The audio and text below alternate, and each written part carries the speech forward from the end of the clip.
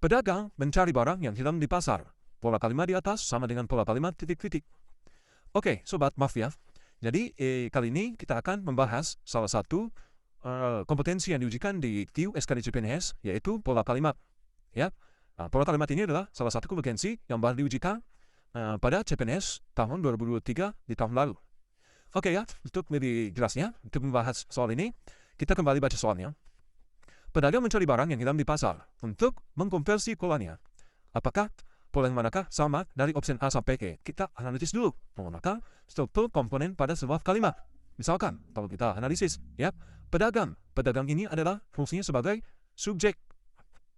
Mencari, ya, mencari ini adalah predikat. Ya, predikat yang sifatnya aktif atau kata kerja aktif, ya. Apa yang dia cari? Barang yang hilang.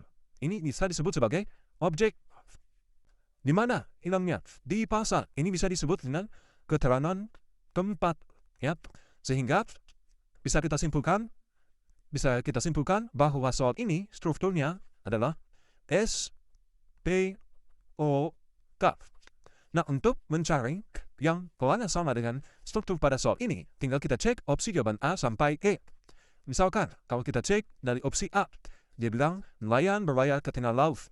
Nelayan ini bisa kita anggap sebagai subjek, berlayar ini adalah predikat, ke tengah laut ini adalah keterangan. Ya, sehingga kalau ini strukturnya adalah S, P, T. Nanti jawaban A salah. Ya.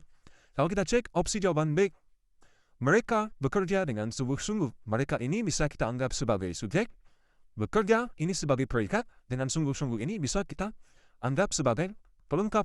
Ya, sehingga strukturnya untuk opsi B ini adalah subjek, predikat, pelengkap. Sehingga jawaban B juga salah. Ya. Lanjut, kita cek di opsi jawaban C. Di tengah laut, banyak ikan yang besar. Di tengah laut ini bisa kita anggap sebagai keterangan. Ya. Di tengah laut, banyak ikan ini bisa kita anggap sebagai predikat.